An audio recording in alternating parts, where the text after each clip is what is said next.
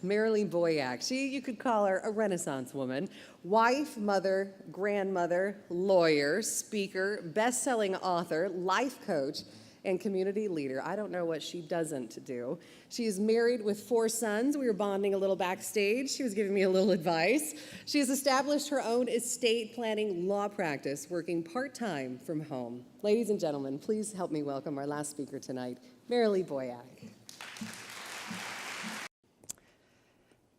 Good evening. It is so great to be with you, and I'm just so proud of you all for coming to work on our parenting skills and to get some ideas, and I know I have gotten some ideas.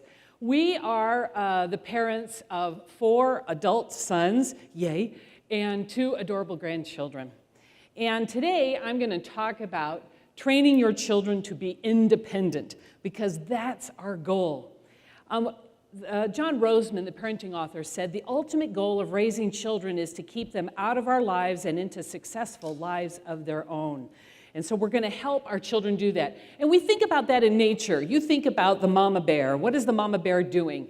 The mama bear is training her children on how to fish and how to hunt and how to scare human beings so they'll leave them alone.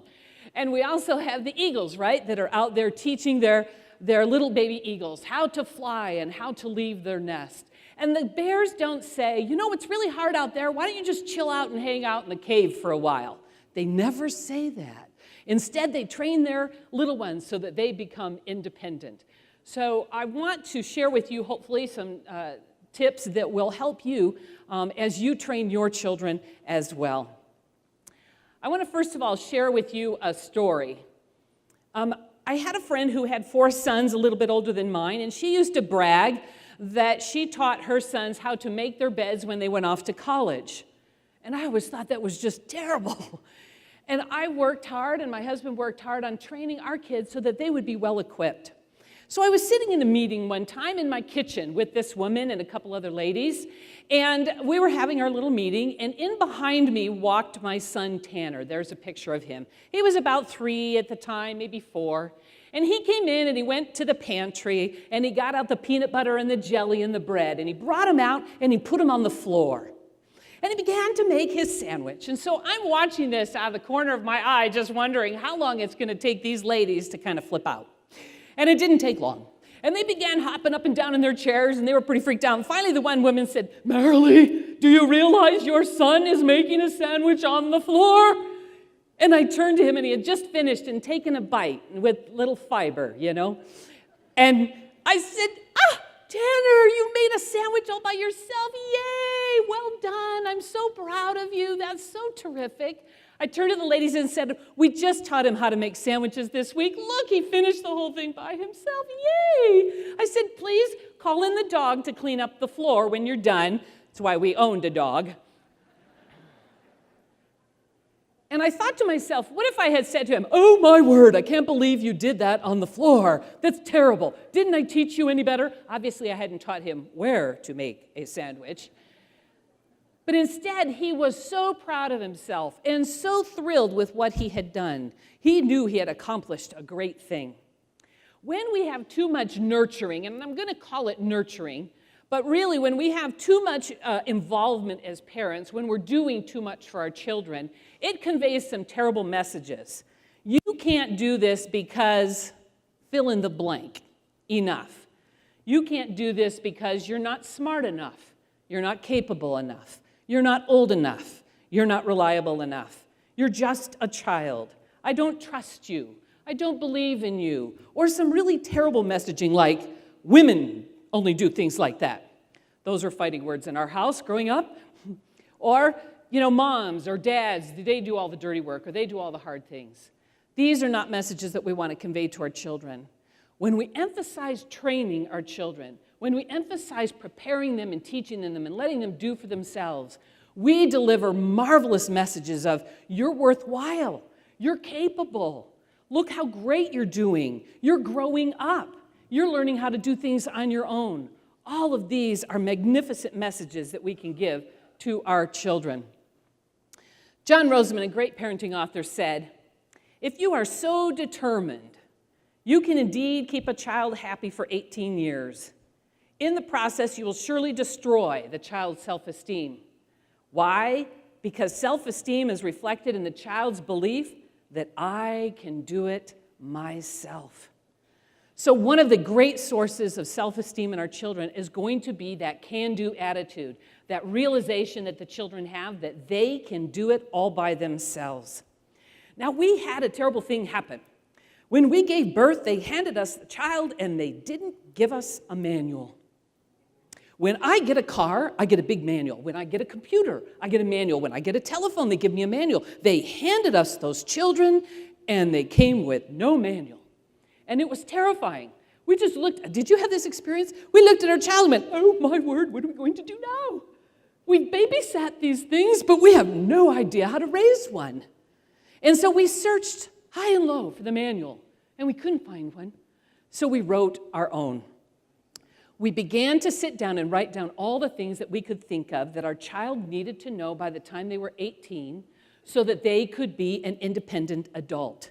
We wrote and we asked people for ideas, and we developed a wonderful list that we began to use.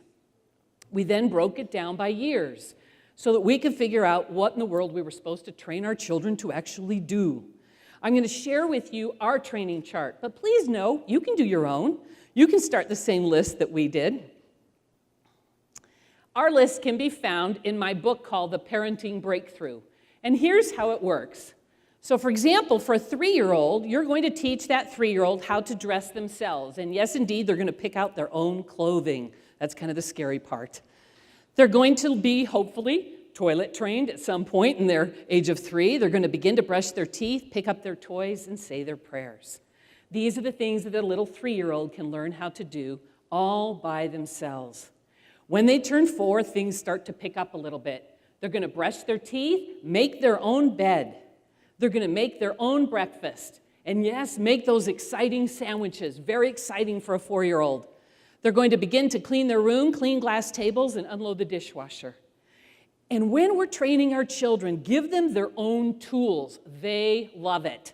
So when you have them, for example, when they're going to clean their glass tables, get them their own spray bottle. They love spray bottles. Put their name on it. Have a big ceremony. Here is your spray bottle. Very exciting. Later on, when they learn to dust, have their own personalized Swiffer. Have their name on it. We gave them their own little tote to carry their cleaning supplies with their name on it, emblazoned. It was fabulous. They loved it. As they turn, for example, 6 years old, they're going to begin to shower on their own. They're going to get their beloved Swiffer or dusting cloth. They're going to learn to dust. They're going to load the dishwasher, clean the sinks, run the microwave. I actually started teaching them at 3 because I don't like to cook. They're going to water plants. They're going to have their own exciting watering can. Very thrilling, very, very thrilling. And so each of these years, we're going to begin to train our children more and more of the skills and the family skills and the life skills that they're going to need to have to be an independent adult. Let's jump ahead to those lovely teenagers. Teenagers love nothing more than learning how to be a grown-up. So we give them grown-up things to do. For example, a 13-year-old is going to learn how to sew. And yes, all our sons learned how to sew. You bet. Shopping and sales, bargain hunting, party planning, jump on down. They're going to learn grocery shopping. I encouraged that at the age of 13. They did all the grocery shopping for the family. They would learn how to do simple budgeting and develop their own budget. They would also pay the household bills. That's a dawning revelation on a 13-year-old. It curbs a lot of things. It's awesome. They're going to use an ATM because they're going to have their own bank account. And they're going to certify for CPR. The age of 14 is a pivotal age for a child. At that age, they want nothing more than to be an adult and to be treated like an adult. So we're going to let them. We're going to train them in some really adult things. We're going to have them, for example, use their own debit card and have their own bank account with their own debit card. They're going to learn about interest, debt, and securities. They're going to pick a business skill, and for this, we would have them do internships and shadowing so that they could actually get out into the workforce and see what jobs were like. They're going to vote with a parent. Great, great thing to do. They're going to change a flat tire, learn about household repairs.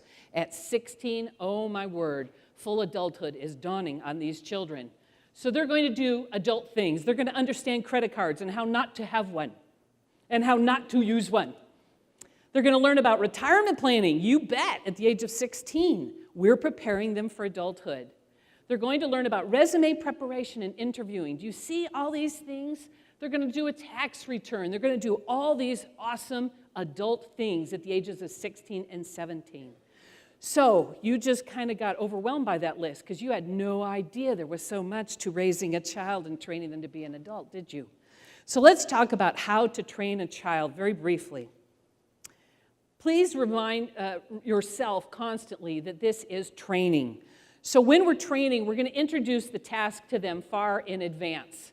Why? Because you want the reaction. You say, Johnny, you're going to do taco salads in a month. Johnny may say, oh, I love taco salads, sweet. Can I start now? And you say, by all means. You bet, we'll start you now. Or Johnny may say, I hate this. I can't believe you're making me do this. I hate cooking. Why do you torture me? And then you'll know you have to approach things a little bit differently. Also, we're going to have a training period. During the time we're teaching and training our children, please remember that it takes an average of 8 presentations to teach a child.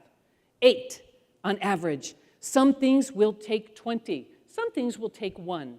During this period, please refer to it as a training period. Don't get upset with them. Just say, no problem, more to learn. We're also going to practice and check up. And then, once they start to get the hang of it, have it be part of their chores. So once they learn how to weed, have them weed as part of their chores. And then they learn that the roots need to come out with the weeds. And then finally, once they master it and incorporate it into their lifestyle, once they can make their bed, let them. Once they can cook, by all means, let them. Now, one other tip that I want to share with you I think is critically important, and that is this. When we talk about training our children, I think it's wonderful to incorporate other people into their lives. For example, who else can train your child? Older siblings are terrific. I can remember my oldest teaching my third how to clean a bathroom. Nothing like hearing 2 little boys talking about cleaning a bathroom and aiming better, because they have to clean it. We also use the neighbors. We had a neighbor that was an avid cyclist, so we just shipped the boys over there and said, can you teach them about bicycle care? And they were quoting Ernie Forever. We can use grandparents. We can use aunts and uncles. We went to scout leaders and said they need to learn about interviewing and resume preparation. Can you do that as an activity? We incorporated all kinds of people. Don't you teach them about retirement planning. Take them to the finance planner. That's his job or her job. Let them do it. And you can involve all kinds of people into the training process. By the time that child is 14, most of their training should be done by other people. That will save your relationship. Absolutely. When we're training our children, we can also use it and tie it to privileges. For example, when they want to babysit, we can tie it to being able to cook and to do CPR and first aid and childcare. And that way they are highly motivated to learn those skills to be able to make the big bucks that come from babysitting. Let's be realistic. In the short run, this is more work and involves our parenting a great deal. But in the long run, it will be far better for our children. As we invest the time in helping our children to grow and develop into capable, worthwhile, independent adults, we will give them the equipment that they need to face the future well. We don't want to send them off into the world having to learn all kinds of things that are still left to be learned. Instead, these are wonderful activities to do as parents. These are wonderful activities to do as grandparents, that we can help our children prepare for a successful future. I am here to tell you now, as a mother of adult children, that this training is worth it. It is amazing to give the child the confidence and the certainty that they can handle life, that they can handle their future. And so I wish you happy parenting and good success as you too join in this wonderful journey of raising the next generation of capable, wonderful, worthwhile children who will be adults. And I appreciate your time. Thank you very much.